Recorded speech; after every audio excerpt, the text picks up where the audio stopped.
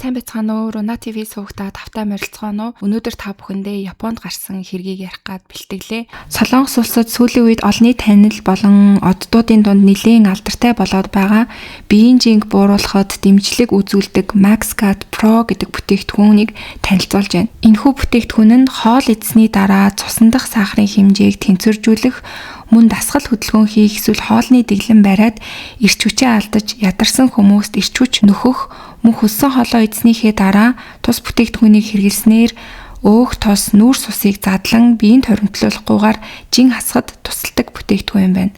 Та бүхэн бүтээгдэхүүний талаар орц найрлага, дэлгэрэнгүй мэдээллийг нь бүтээгдэхүүний Facebook болон Instagram хуудаснаас нь авч болох юм. 2021 оны 11-р сарын 22-ны шөнө дунд нэгэн сандарсан хоолойтой хүн түргэн тусламжийн газар руу яаралтай тусламж гуйсан дуудлага хийдэг. Түүний залгасан газар бол Хирошима мужийн Хацукайчи хотын нэгэн зочид буудлаас дуудлага хийсэн байсан. Дуудлага хийсэн хүн болохоор ах маань амьсгалж чадахгүй байна. Хурдан түргэний машинаа явуулаад өгөөч гэж гуйдаг. Дуудлагын дагуу түргэний ажилтнууд зочид буудалд ирэхэд дуудлага хийсэн залуу түргэний ажилтнуудад нөхцөл байдлыг тайлбарлаж хэлэхдээ би цонхоо нээсэн чинь нэг амтан нисэж өрөөнд орж ирээд ахыг маань хатчихсан. Тэгээд удалгүй ах гин тухайн алдчихлаа гэж тайлбарладаг. Түргэний ажилтан ямар ч байсан ухаангүй, амьсгалгүй байгаа ах гэх хүнийг яаралтай эмнэлэг рүү зөөрлөн эмнэлэг рүү хамт дагаж ирсэн дүү хэвтэн эмчлүүлэх хуудасны өвчтний нэр өөрөөр хэлбэл ахынхаа нэрийг Намба Дайсуке гэж бичсэн бөгөөд асран хамгаалагчийн хэсэгт өөрийнхөө нэрийг ч тэмдэглэдэг. Эмнэлгийнхэн өвчтөн сохор улаан гэх амьтанд хазуулсан гэж ойлгоод ийм хүнд комын байдалд орсонд нь маш их гайхажсэн.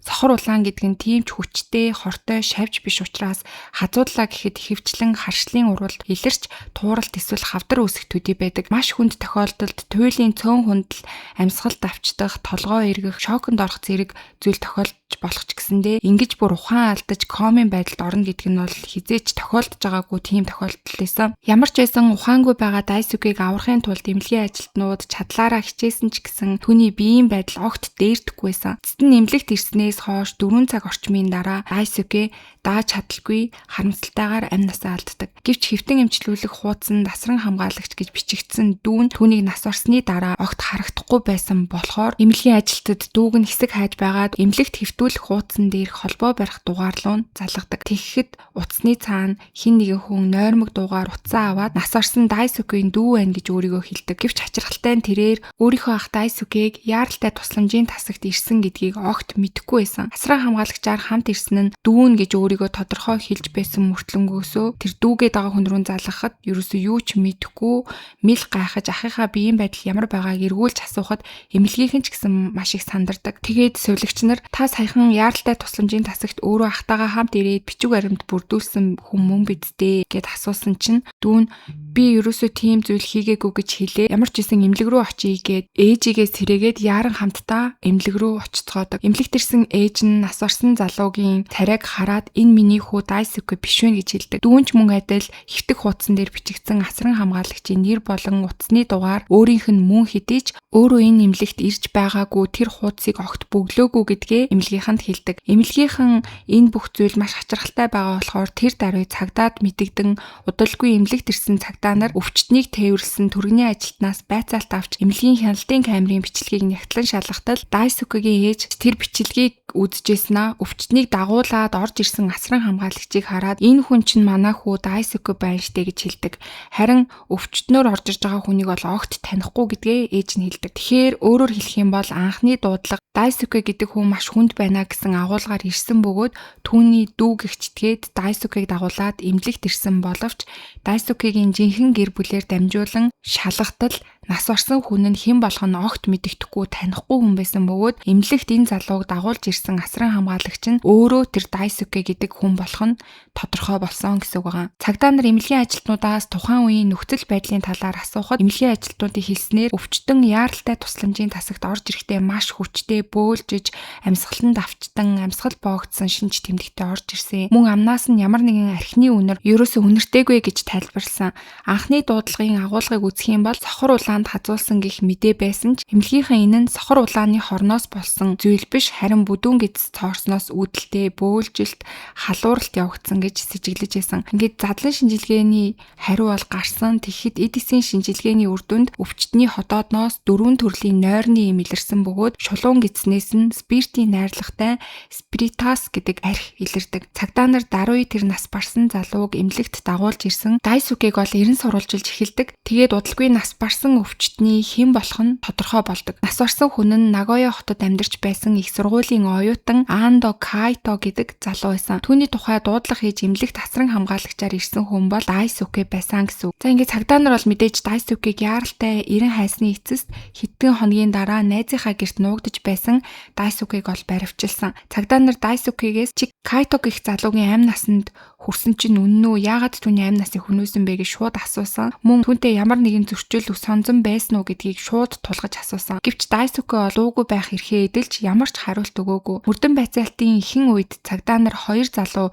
цочид буудалд хамт очисон гэх үндслэлээр магадгүй ижил хүснүүд холбоотой хэрэг биш байгаа гэж сэжиглэж байсан. Гэвч тэр Дайсүкегийн гэр болон гар утсыг хураан авч нэг бүрчлэн шалгах явцад огт өөр баримтууд илэрч эхэлдэг. За эхлээд болохоор энэ Дайсүке гэдэг хүн нь ямар хүн байсан бэ гэх юм бол 33 настай мэрэгжлийн сургалтанд суралцаж байгаа. Хэрэг гарахаас 1 жилийн өмнө буюу 2020 оны 10 сард өөрийнхөө нэрээр 20 сая йений амьд даатгал хийлэгчсэн бөгөөд тухайн үед бол амьд даатгалын мөнгийг хүлээн авах хүнээр өөрийнхөө төрсөн дүү томилсон байсан. Гэвч энэ баримтыг бол дүүдээ болон гэр бүлийнхэндээ хинт нь ч хэлээгүй байсан. Энэ мэтчлэн тодорхой хийсэн ажилгүй статустай байж өндөр дүнтэй амь насны даатгалд хамрагдсан гэх баримтаас болоод даатгалын луур байх магадлал маш өндөр гэж сэжиглэгддэг. Цагдаа нар Дайсүкигийн Line буюу чатныхын аппликейшнийг нь шалгаж үздэг.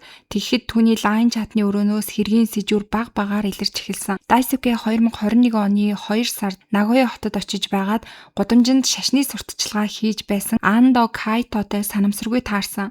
Тэр хоёр хэсэг ярилцсны дараа Line аягаа солилцсон бөгөөд үүнээс хойш хэдэн сарын турш тогтмол хоорондоо мессеж чат бичлэлцэн холбоотой байж агаад үүнээс хойш хэдэн сарын дараа Дайсүке интернетээс хачирхалтай түлхүүр өгнүүдийг хайсан болох нь ил болдог. Янз бүрээр хүний амийг хөнөөх арга, сэжиг ахуулахгүй байх, даатгалын мөнгө олох арга, төлөөний хүнээрээ хүн алуулах, зүгийн хазуулж өгөх магадлал гэх мэт зүйлсүүдийг хайсан байсан. 2021 оны 8 болон 9-р сард Дайсүке дахин өөрийн нэрээр нийт 550 сая йентэй тэнцэх хэд хэдэн өндөр дүнтэй амь насны даатгалд мөн хамрагдсан. Энэ удаач бас ашиг хүртгчээр өөрийн төрсөн дүүг томилсон бөгөөд мөн адил энэ баримтыг дүүдээ хэлэлгүйгээр даатгуулсан байсан. Ялангуяа энэ даатгалд гинтийн ослын тусгай гэрээ багтсан байсан бөгөөд ослоос нас барах тохиолдолд 80 сая йен нэмэгдээд нийт 630 сая йен хүртэл мөнгийг олох боломжтой тийм даатгалд өөрийгөө хамруулсан байсан. Даатгалд хамрагдсны маргааш өдөр нь Дайсүке амь даатгал нэхэмжлэх цаг хугацаа, шулуун гидсэнд спирт шахах, спиртийн үхлийн тун зэрэг аллагын тодорхой аргуудыг 500-аас жолоодаа хайсан байсан. Цагдаа нар мэрэгжлийн сургалтанд суралцагч гэдгээрээ орлого нь тогтворгүй байсан Дайсүке өөрийн нэрээр ийм өндөр дүнтэй амь насны даатгалд хамрагдаж ашиг хүртгчээр дүүгээ томилсны дараа сар бүр баггүй хэмжээний даатгалын хураамж төлж ирсэн баримтад анхаарлаа хандуулцгаадаг. Ялангуяа тэрээр даатгалд хамрагдахдаа ослын тухай гэрээг сонгосон байсан. Цагдаа нар энэ баримтыг ч гүнзгий тунгаан үзтгээдэг. Мөн зочид буудалд Кайто нас барсан өдөр даатгалын компани руу өөрийнхөө дүү мэд дүр эсгэж уцтаад манай ах Дайсүке нас барчглаа гэж хэлэн даатгалын мөнгө олгох журмын талаар лавлсан баримт нь ч гарч ирдэг. Цагдаа нар эдгээр нөхцөл байдлыг харж үзэхэд Дайсүке өөртөөгөө адилхан залуухан эрэгтэйг сонгон амь насыг нь хөнөөснийхөө дараа тэр хүнийг өөрөө мэтээр зүсээ хуургаж харин өөрийнхөө дүүгийн дүрд тоглон амь насны даатгалын мөнгийг авахыг хүссэн гэж дүгнэдэг. Өөрөөр хэлбэл Дайсүке өөрийнхөө нэрээр даатгал хийлгсэн учраас өөрөө өхөж байж л мөнгө авах боломжтой болно. Хин нэгнийг санамсаргүй байдлаар барьж аваад тэр хүний амь насыг хөнөөж өөрөө өгсөн мэтээр зохиомоор байвч даатгалын ашиг хүртэгч нь дүүн байсан учраас өөрийнхөө дүү мэт жүжиглжээж тэр даатгалын мөнгийг авах боломжтой болж байгаа гэсэн утгатайсан. Цагдаа нар Дайсүкигийн Кайтотой солилцсон өнгөрсөн үеийн холбоо барьсан агуулгаар дамжуулан 1 сарын өмнө буюу 2021 оны 10 сард тэр хоёр Нагоя хотод уулзахаар төлөвлөсөн байсан баримтыг мөн олдог. Тэгээд Дайсүкигийн захиалсан Нагоягийн зочид буудалд очиж үзэхээр шийдээд буудалд очин буудлын ажилд ажилтнтай уулзаж хідэн зүйлийг асуудаг. Тэгэхэд буудлын ажилтан Дайсүкийг бол санаж исэн.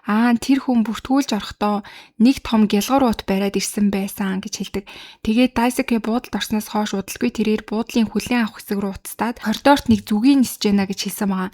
Тэгээд ажилтан яарад коридор руу гарч үзтэл үнэхээр 2 см-аас том хэмжээтэй том зүгийнүүд нисэж исэн. Тэр агшинд ажилтанд гялгаруут бариад өрөө рүүгээ гарсан Дайсүкийн дүр төрх нь бол маш сонио харагдсан. Тэгээд тухайн үед болохоор ажилтан яаралтай ослын түлхүүрээр түүний өрөөний хаалгыг нээгээд орсон. Өрөөнд дотор байсан гялгаруутан дотор нь зүгийн үүр болоод хид хідэн сон зүгий байсан гэж байгаа. Тэгэхээр өөрөөр хэлэх юм бол Дайсүки өөрөө зориуд зүгийг зочид буудлын руу авчираад тэгээд гаргаж тавиад зүгийг нисэж гин гэж доошоо дуудлага өгсөн байсан гэсэн. Тэгээд буудлын ажилтан бол тэр даруй зүгийн үүр болон зүгийн бүхийг ялгар уутыг авч гараад аюулгүй устгасан. Ажилтны хэлсэн үгийг сонсоод бол цагдаа нар энэ хэрэг Дайсүкигийн төлөвлөгөө байсан гэдэгт итгэлтэй болсон. Дайсүки Кайтод нойрны юм өгснөөхөө дараа буудал дагуулж ирээд зүгийг татгуулж хүүлэх зорилготой байсан боловч санаанд оронгүй байдлаар буудлын ажилтан зүгийнүүдийг бүгдийг нь устгачихсан учраас тэр өдөр бол төлөвлөгөө нь нурсан гэсэн үг. 11 сарын 9-ний өдөр Дайсүки өөрийн дүүгийн эрүүл мэндийн даатгалын гэрчлэгийг ашиглан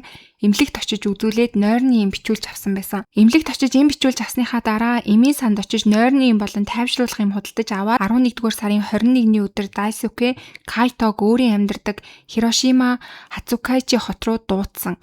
Тэдний уулзсан кафений хяналтын камерыг шалгаж үзэхэд Дайсүки уух зүйл захиасныхаа дараа Кайтог суудлаасаа түр холдгоор өөрийн авчирсан жижиг шилтэй шингэнийг Кайтогийн уух зүйл рүү хийж байгаа дүр зураг бичигдсэн байсан.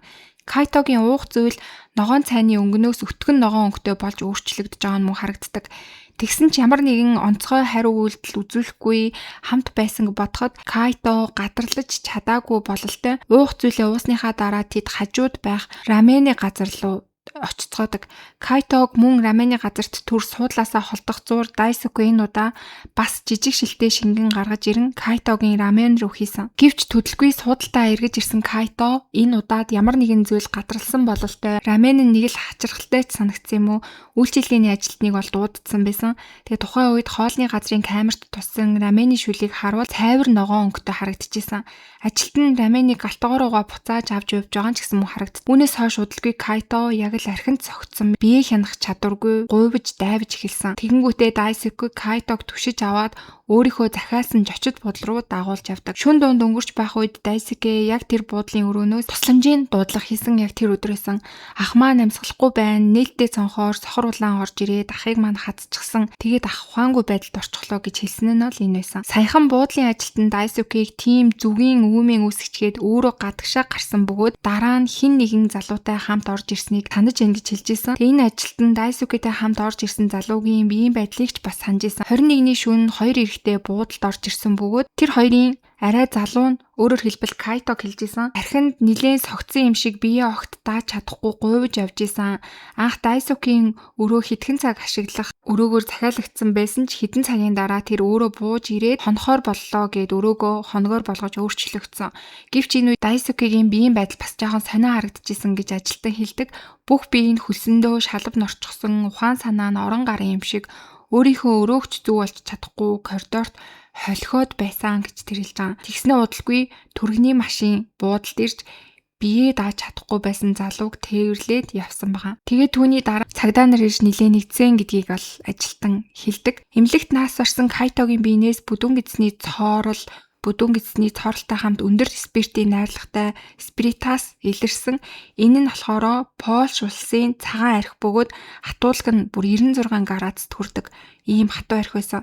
Ердийн үед бол сода эсвэл ундаатай хольж шингэлжээж уудаг архи байгаа дангаар нь юусоо уудаг архи биш. Цагдаа нар Дайсүки Кайтод нойрны эм өгснөөхөө дараа шипризээр спиритас гэх тэр архийг Кайтогийн биед шахаж цоорл үсгсэн бөгөөд энэ нь Кайто бөөлжиж байгаад ухаан алдсны дараа бөөлдсөн хоолойг нь хааж амьсгал нь богдсон байх өндөр магадaltaйг харуулж байна гэж таамагласан. За тэгээ цагдаад баригдчихсан байгаа Дайсүки бол үргэлжлүүлэн дуугүй байх эрхээ эдэлсэн ч гэсэндээ цагдаа нар түүний явсан мөр үйлдэлийг үндэслэн түүнийг даатгалын луур болон аллах үйлдсэн гэж дүгнээд түүнийг аллах болон даатгалын луурын хэрэгээр ялалсан. Ингээ шүүх хурал бол мэдээж болж эхэлсэн. Шүүх хурал дээр прокурор мэрэгжлийн сургалтанд суралцагч Дайсүки Энэхүү өндөр дүнтэй амь насны даатгалд хамрагдаж дүүгээ ашиг хүртэгчээр томилсон баримтыг дурдаад тэрээр интернетээс 500 гаруй удаа даатгалын аллагын талаар хайж, даатгалын аллагын төлөвлөгөө боловсруулсан гэж үзсэн.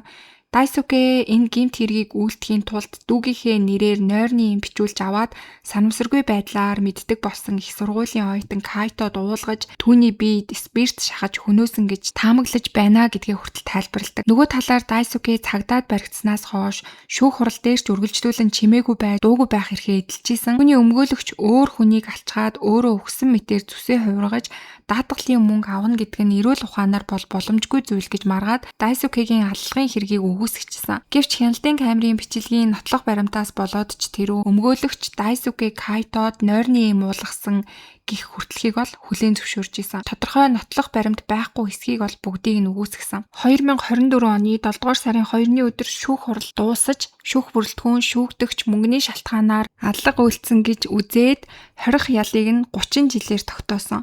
Японд хугацаатай хорих ялын дээд хэмжээ нь 30 жил байдаг. Тэгэхээр хугацаатай хорих ял дундаасаа хамгийн дээд ялыг шүүхээс ол түүнд оноосон гэсэн үг байна. Дайсүкегийн хувьд бол шүүх хурал дууссаны дараа анх удаа Андо Кайтогийн гэр бүлээс чин сэтгэлээсээ уучлалт гуйж байна.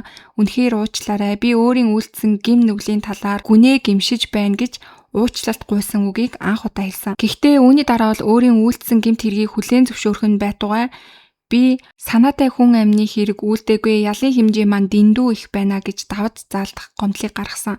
2024 оны 11 сард давж заалдах шатны хэргийг хариуцсан Хирошимагийн дээд шүүх Дайсүкед оноосон анхан шатны шүүхийн шийдвэр зохистой байна гэд шүүгдэгчийн давж заалдах гомдлыг хэрэгсэхгүй болгож анхан шатны шийдвэрийг хэвээр үлдээсэн. Үүгээр түүний ялын хэмжээ 30 жилээр эцэслэн тогтоогдсон. За ингээ гэмт хэрэг болон даатгалын луур байсан учраас Дайсүкегийн нэхэмжилсэн даатгалын мөнгө бол мэдээж олгогдоогүй. Тэрээр өндөр дүнтэй даатгалын мөнгөний оронд өөрийн залуу нас болон эрх чөлөөгөө түүний төлөөс болгон төлөх шаардлагатай болсон гэсэн үг. За ингээд өнөөдрийн та бүхэнд бэлтгэж хүргэсэн хэрэг маань Японд гарсан даатгалтай холбоотой ийм гэмт хэрэг байлаа. Тэгээд Япон болон Солонгос ч юм уу улсуудад амь насны даатгалаас болсон гэмт хэрэгүүд бол бүр маш их гардаг. Тэгээ та бүхэн бас энэ тал дээр юу гэж бодож гин өөрт төрж байгаа сэтгэлдлүүдээ комент хэсэгт бичиж хуваалцаарай. За ингээд сувг дээрээ мөн лайк, subscribe дарахаа битгий мартаарай. Удахгүй дараагийнхаа дугаараар уулзцгаая.